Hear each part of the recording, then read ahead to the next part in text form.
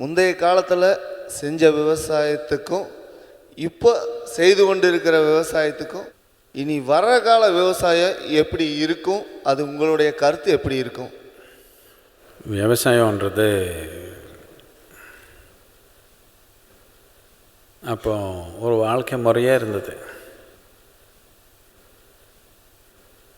வாழ்க்கை முறையாக இருந்தது என்னென்னா, நமக்கு ஏதோ ஒரு 10 ஏக்கர் இருக்குது, நமக்கு என்னென்ன வேணுமோ, நம்ம குடும்பத்துக்கு என்னென்ன வேணுமோ எல்லாம் வளர்த்துக்குறோம். அதுலேயே ஒரு கொஞ்சம் நெல், எனக்கு கொஞ்சம் பருப்பு, எனக்கு கொஞ்சம் அது இது எல்லாமே அந்த மாதிரி இருந்தது விவசாயம். அப்படி இருக்கிறப்போ நாம் ரொம்ப கவலைப்படலை எவ்வளோ வருதுன்னு. எனக்கு கொஞ்சம் அரிசி கம்மி வந்து பருப்பு அதிகமாக வந்து ஒரு பருப்பு அதிகமாக சாப்பிட்டுக்கலாம், பருப்பு கம்மி வந்து இது அதிகமாக வந்து அது சாப்பிட்டுக்கலாம், இல்லை யார்கிட்டையோ நம்ம அரிசி கொடுத்துட்டு கொஞ்சம் பருப்பு வாங்கிக்கலாம். இப்படி நடந்து போச்சு. அது இல்லாமல் இருக்கிற ஜமீன் எல்லாமே விவசாயம் பண்ண சூழ்நிலை எப்பயுமே கிடையாது. நமக்கு நீங்கள் ஒரு 5 ஏக்கரை பண்ணியிருந்தீங்கன்னு வச்சுக்கோங்க, உங்கள் பையன் வளர்ந்துட்டான், 15 வயசு ஆகிடுச்சு, சரி நான் பக்கத்தில் இருக்கிற காடை இன்னும் 2 ஏக்கரை வெட்டு அண்ணா, அது வெட்டி அதிகப்படுத்திக்குவான். இப்போ அப்படியெல்லாம் இல்லை. நமக்கு என்ன இருக்குதோ அவ்வளோதான், 1 இன்ச்சு பக்கத்தில் எடுக்க முடியாது. இப்போது இன்னொன்று, நமக்கு தேவையானது எல்லாமே அங்கே வளர்த்தல, மார்க்கெட்டில் என்ன போதும் அது வளர்த்தணும். இப்போ மஞ்சள் வளர்த்துக்கிறோம், மஞ்சளே சாப்பிட்டுக்கிறோமா? இல்லை. அதனால் பணம் வந்து அதுக்கப்புறம் வாங்கி சாப்பிட்ற தன்மை. இது ஒரு அடிப்படையான மாற்றம். இதனால் என்ன வாங்கி சாப்பிட்ணுன்னு இன்னும் புரியல நமக்கு.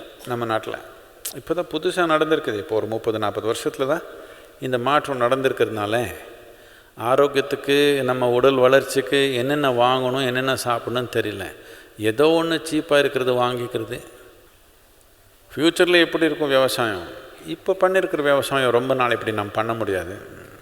என்னத்துக்குன்னா, இப்போது தோராயமாக ஒரு 60%, 65% மக்கள் ஜனத்தொகையே நம்ம நாட்டில் விவசாயத்தில் இருக்கிறாங்க. இப்படின்னா அர்த்தம் என்னென்னா, 10 பேர் சாப்பிடணும், 7 பேர் சமைக்கிறாங்க. இது சரியில்லை.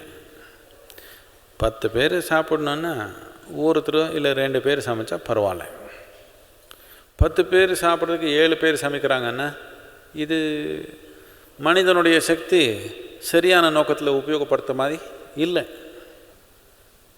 இது எந்த காலத்தில் இந்த வருதுன்னா, எந்த காலத்தில் நம்ம சாப்பாடு நாமே வளர்த்து சாப்பிட்டுக்கணும். அந்த மாதிரி இருந்து 100 பேர் சாப்பிட்ணுன்னா 100 பேர் விவசாயத்தில் தான் இருந்தாங்க அப்போது. இப்போது அது மாறி போச்சு. எப்போ நாம் கமர்ஷியலாக போயிட்டோம், இப்போ அது மாற்றணும்.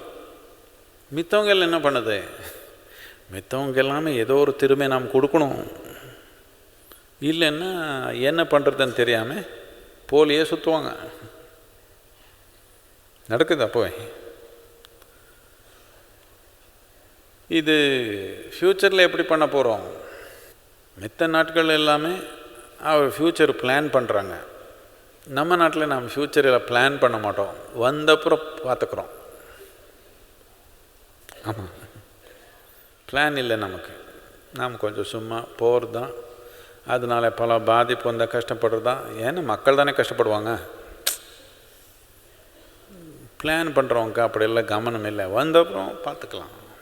ஃப்யூச்சர் கொஞ்சம் பிளான் பண்ணணும். ஃப்யூச்சர் என்ன ஆகும்னா, தொழில்நுட்பம் நமக்கு ஒரு செடி என்ன எதுக்கு வளருது, என்ன பண்ணுது, எதுனால அதில் காய் வருது, பூ வருது, எல்லாம் புரிஞ்சிடுச்சு இப்போ நமக்கு.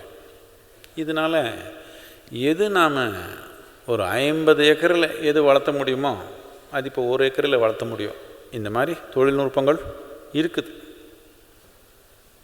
இப்போ 50 ஏக்கரை விவசாயம் பண்ணுற பதிலாக 1 ஏக்கரை பண்ணால் நாம் மித்த 49 ஏக்கரை என்ன பண்ணுறது? திருப்பி காடு வளர்த்த முடியும், மரங்கள் வச்சுக்க முடியும். அப்படி பண்ண மாட்டீங்க, சைட் பண்ணி சேல் பண்ணிவிடுவீங்க. நாம் மனிதன் கூட்டம் வளர்த்தே இருக்கிறோமே, எல்லாருக்கும் ஒரு வீடு கட்டணுன்னா பூரா நாடே போயிடும். ஆனால் திருப்பி காடெல்லாம் வளர்கிறதுக்கு ஒரு வாய்ப்பு இருக்குது, மரங்கள் வளர்த்துறதுக்கு ஒரு வாய்ப்பு இருக்குது. தொழில்நுட்பம் சரியான முறையில் யூஸ் பண்ண நாம் இது பண்ண முடியும். இது பண்ணுறதுனால நம்ம மண்ணை நம்ம காப்பாற்றிக்க முடியும். 50 ஏக்கரை எல்லாமே உழ வச்சு எல்லாமே போடுற பதிலாக ஒரே ஒரு ஏக்கரில் ஃபோக்கஸ்டாக பண்ண முடியும். ஆனால் இதுக்கு தேவையான திறமை நம்ம விவசாயிக்குள்ளே நம்ம கொண்டு வரணும். நம்ம விவசாயி இன்னும் 200 வருஷத்துக்கு முன்னாடி இருக்கிறான், இன்னும் மரக்கட்டை வச்சு உள்றான். அப்படி தான் இன்னும் மரக்கட்டில் வெட்டிட்டு உழ வைக்கிறான். எப்படி 500 வருஷத்துக்கு முன்னாடி ஒரு 1000 வருஷத்துக்கு முன்னாடி எப்படி விவசாயம் பண்ணியிருந்தோன்னா அதே பண்ணுவான். யூரியா பேக் மட்டும் வாங்கி போடுவான், அவ்வளோதான். அதுக்கு மேலே ஒன்றும் டெக்னாலஜி வரல அதிகமாக நிறைய பேருக்கு. நம்ம விவசாயம் இப்போ நாம் ட்ரெயின் பண்ணிக்கணும். இது எல்லாமே நடக்கலை. அக்ரிகல்ச்சர் காலேஜில் படித்தா வேலை தேடி போகிறாங்க, யாரும் விவசாயத்துக்கு வரல. அக்ரிகல்ச்சர் காலேஜில் படித்தவங்க 1% கூட விவசாயத்துக்கு வரலன்னு நான் நினைக்கிறேன்.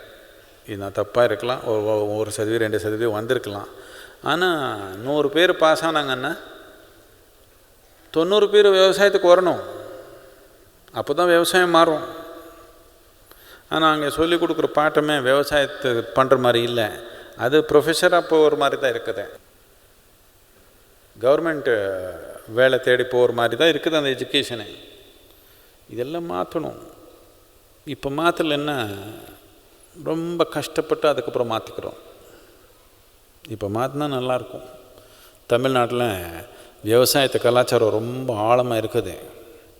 நம்ம விவசாயிக்கு படிப்பில்லாத எழுத்தில்லாத ஒரு விவசாயிக்கு அந்த பயிர் பற்றி எவ்வளோ அறிவு இருக்குது, அது உபயோகப்படுத்தி கொஞ்சம் நவீன விஞ்ஞானம் இல்லை தொழில்நுட்பம் அதுக்குள்ளே கொண்டு வந்து 2 சேர்த்து பண்ணால் பிரமாதமாக பண்ணிக்க முடியும். நீங்கள் எல்லாம் நின்னா பண்ணிடலாம்.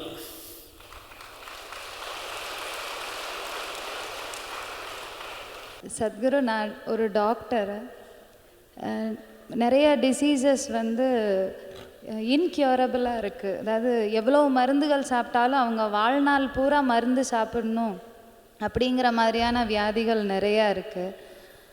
அது ஒரு ஸ்டேஜில் நம்ம அது நம்மளோட கர்மா அப்படின்னு நினச்சி அதை ஏற்றுக்கணுமா, இல்லை அதுக்கு மருந்து சாப்பிட்ணுமா, இல்லை அப்படி இருக்கக்கூடிய வியாதிகளை எப்படி ட்ரீட் பண்ணுறது?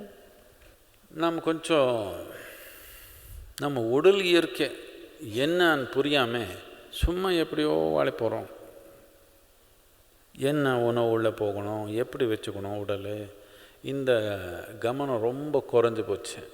எல்லாத்துக்கும் புத்தகம் படிச்சுக்கணும், உடல் கவனிக்கிற தன்மையே இல்லை.